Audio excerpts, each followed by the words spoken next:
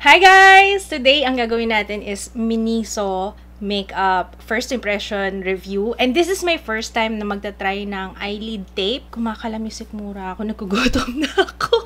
So let's do this habang hinihintay ko yung pinadeliver kong food. Ay! Hindi pa pala ako Hindi pa ako nag-aahit ng kilay. Wait lang. Okay, so I think ready na yung aking kilay. Kanina kasi may mga pasaway dito sa ilalim. Like I said kanina, tatry natin yung makeup from Miniso ko. Okay ba siya? First time kong susubok nitong Natural Wonder Double Eyelid Tape. So meron siyang kasamang, hindi pala siya kasama, nakahiwalay siya. Ito yung adhesive. Hindi ko na i-haul ha, kasi parang haul na rin yung mangyayari. Papakita ko yung product and then i-apply natin. Ito lang, hindi ko kasi makita yung resibo, pero hahanapin ko guys. And then, if I find it, ilalagay ko na lang sa description box yung mga prices nitong mga to, kasi hindi ko alam. Well, hindi ko alam kung saan ko nilagay. Tapos wala palang price tag per product. So, maglalagay muna ako ng hair velcro. First na gagamitin natin, this is Perfect Skin BB Cream. Ang shade na kinuha ko is natural. Dalawa lang yung shade na available doon. Tumitingin ako ng mga ibang products doon. Ang hirap maghanap ng shade natin. Parang ang puputi ng mga nandun. Hindi siya pwede sa mga kagaya ko na kayong manggi ang kulay. Para siyang cushion. Pero, ang difference niya is, tingnan nyo. Ayan. Hindi ako marunong, day. Paano ba ito? Yun! Okay. Okay, so parang cushion lang din. Ayan, ipupush mo siya. Ayan! Ayan na, sumisirit na ang produkto. Push down, and then lalabas na dun sa holes yung product. And medyo kinakabahan ako kasi parang ang puti niya, diba? Okay, good luck na lang. Sana kahit pa paano mag-tone. Okay, konti-konti lang kasi masyado tong maputi. As you can see. Ganon. Mabango siya. Kaso parang meron akong naamoy na amoy gamot. Mabango sa umpisa, pero after a while, medyo weird yung amoy niya. Ano ba itong ginagawa ko sa buhay ko?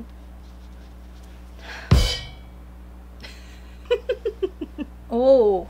Sabi ko na nga ba dry ang skin ko ngayon eh. Tingnan nyo, nagbabalat yung skin ko. Oh, kitang-kita. Diyos mio, magto-tone down ka kaya? Utang na loob, mag-tone down ka. So, I waited 5 minutes. Ayaw niya mag-tone down. In fairness, hindi siya malagkit. Matte yung finish niya. Ito na yung natural sa kanila. Parang feeling ko tuloy, ang itim-itim ko. Ayan, wala na akong magagawa dun sa kulay. Let's just work with this. Ito siya on one side of my face. Yes, it instantly brightened up my face. Wala na akong magagawa kasi ganyan na talaga itsura niya eh. Konti lang yung nilagay ko. Kita nyo naman kanina, diba? A little goes a long way. Malamang. As you can see, nawala yung redness ng face ko. Very light coverage. Matte yung finish niya, kaya kung meron kayong dryness, kagaya nung sa akin, ayan, kailangan nyo mag-moisturizer. Ito yung isa sa mga foundation na nakakapagpa-realize sa akin na ang pangit ng skin ko. Yung pangalan niya na Perfect Skin BB Cream, kailangan meron kayong perfect skin bago nyo gamitin to. Diyos ko, tingnan nyo naman yung kulay ng kamay ko sa kulay ng mukha ko. Ano ba ito? Ay, may powder pa akong kinuha. Ay, wala akong powder. Wala akong nahanap na darker setting powder. Pero ito, yung Ben Nye na Banana Luxury Powder. Tingnan natin ha. Ang lakas maka-real techniques nito, oh. Oh.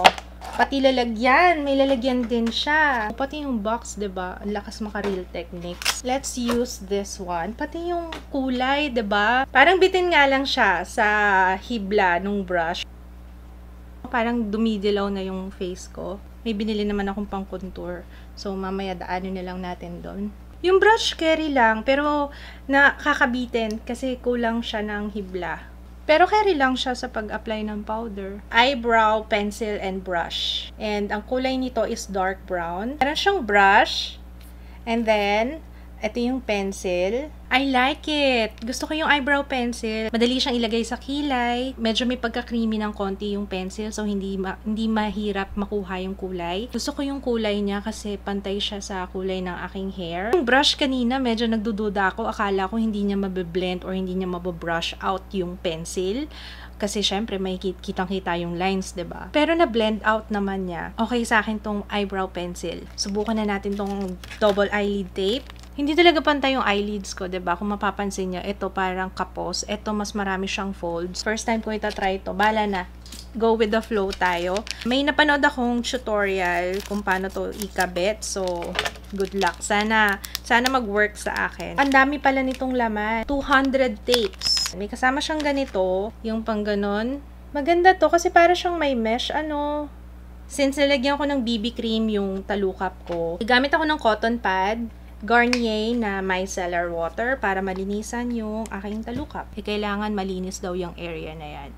Kitang-kita nyo talaga yung totoong kulay ng kutis ko. Okay na pala kahit hindi na ako maglagay ng eyeshadow. Kukuha na ako ng isa. But parang may dikit na to. Hindi niya yata kailangan nung...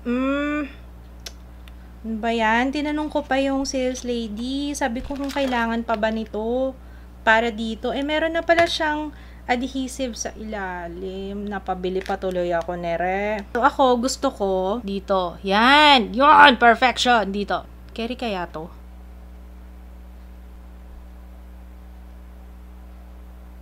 Ayan! May difference ba? So, ayan siya. It looks weird. Parang every time na ginagalaw ko siya, nag-iiba. So, ito yung kabila. Parang namagalang yung talukap ko. Mas ma-appreciate ko siya siguro kapag naglagay na ako ng eyeshadow. Every time na gumaganyan ako, may mafe-feel ka talaga na parang may mabigat. Pero tingnan nyo, nag-iiba-iba siya ng font. Sometimes, okay lang yung tsura. Minsan mukhang namaga. Ito yung gagamitin natin na eyeshadow. This is Miniso 4C eyeshadow and 02 nude shimmer. Ito yung satin. Ito yung swatches. Maganda ang color payoff. Yung first shade na gagamitin ko is ito. Para siyang orange. Halos kakulay ng aking damit. So, ilalagay ko siya all over the eyelid. Ang gamit ko pala na brush, kasama siya kanina dun sa brush set. In fairness talaga dun sa tape, hindi siya halata. Very good. Pwede kong ipatong yung eyeshadow sa ibabaw. Next color, yung pinaka-dark. This one, lagay ko siya dito. So, outer corners lang. Queen Highlighting Grooming Powder. Yun yung pangalan. So, we have pang contour and then pang highlight. Pero yung pang highlight nila is matte. Wala siyang shade. Ito lang talaga siya. Gagamitin ko yung contour powder. Ilalagay ko to dito sa crease. Yumuko ako kasi tinitingnan ko yung tape. Kailangan ko kasing makita kung saan banda yung eyelid tape. And then, itong shade ulit na to, ilalagay ko siya sa bottom lash line. And then, gamitin natin yung ito, yung lightest one. Ilalagay ko siya sa brow bone. 24 hours long-lasting eyeliner. Ayan, yung itsura niya.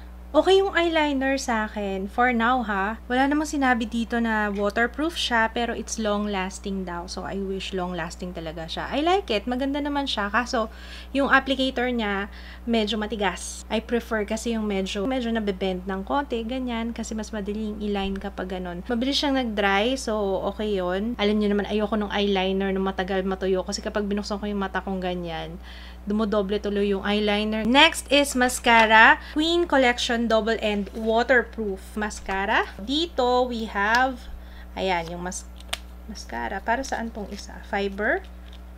Oh, meron! Maliit para sa lower lashes, sa bottom lashes. Magka-curl muna ako ng aking lashes. Medyo naka-curve ng konti yung kanyang brush.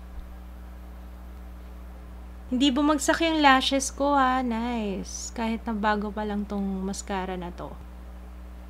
So, it looks okay. Try naman natin yung sa bottom lashes. Nagustuhan ko yung mascara. Kahit na ilang layers yung nilagay ko, hindi siya nagdidikit-dikit yung lashes ko. Hindi bumabagsak yung lashes kasi diba nag-lash curler ako. And bago lang siya. So, usually kasi pag yung mascara bago, talaga ang ginagawa niya sa lashes ko, pinapabagsak niya. So, ito hindi. Hindi niya lang masyadong makita kasi wala talaga akong lashes. And dapat bibili ako ng false eyelashes dun sa Miniso. Kaso nung nakita ko, parang nalagyan lang nila ng brand na Miniso. Pero, yung lalagyan is yung nabibili sa Divisoria na Taiwan na lashes. 100 plus yata yung price. Tapos sabi ko, pwede akong makabili niyan sa Divisoria na mas mura. Contour! Ayan na yung aking favorite part. So, unahin ko muna yung nose contour. Ito yung ginamit ko, guys, sa... Ay! Parang sobra. Blend lang natin ng konti. May mga weird lang na Ewan ko, siguro sa pagkakalagay lang nito sa lalagyan. Ayun, may mga nakatikwas. Pero wala pa akong nakitang naglagas. Try natin yung last na brush na nandito. Actually, ano to foundation brush to. Flat. So, yun yung gagamitin kong pang contour. Kahit yung pang contour nila, ang light talaga, no? Gamitan ko yung brush. Hindi ko type yung brush para sa aking pang contour.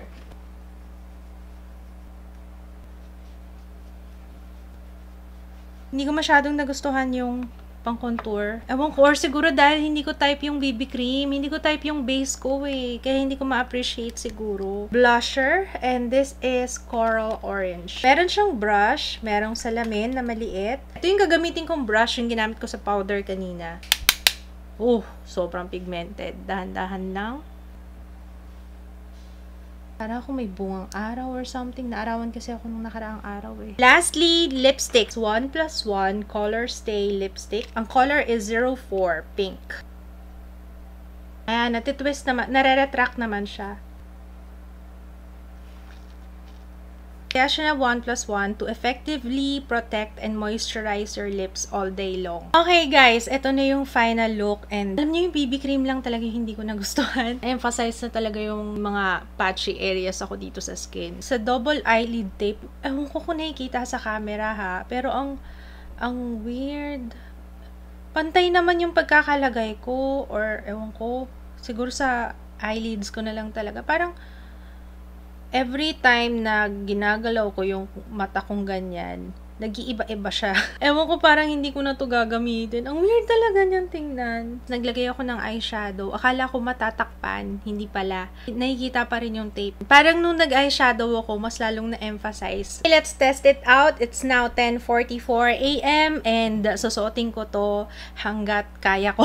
2:53 PM. And guys, alam nyo, talagang hindi ko... I will be completely honest.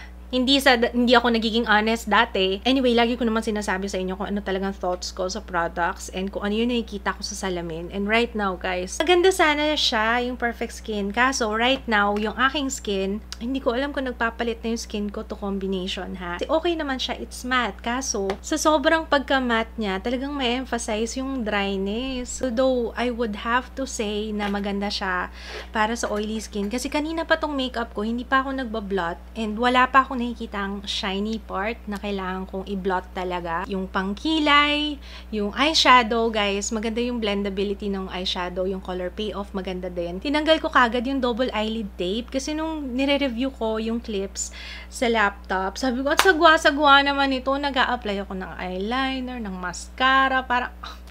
Major fail talaga yung double eyelid tape. Mukhang hindi ko na talaga siya gagamitin. Hindi ko alam kung meron lang talagang pinipiling talukap yung double eyelid tape. Guys, comment kayo sa baba kung ganun din yung nangyari sa inyo. Kasi okay naman siya kapag steady lang ako kung hindi ko i-blink yung mata ko. Kaso napaka-imposible naman, 'di ba? Okay, siguro siya kung pang picture, ganyan. Kasi hindi mo kailangan gumalaw. Pero pag sa video, hindi. Kasi yung sa eyelids ko talagang niluluwa niya yung double eyelid tape. Wala na akong magagawa doon. Yung eyeliner, guys, nag-fade na siya.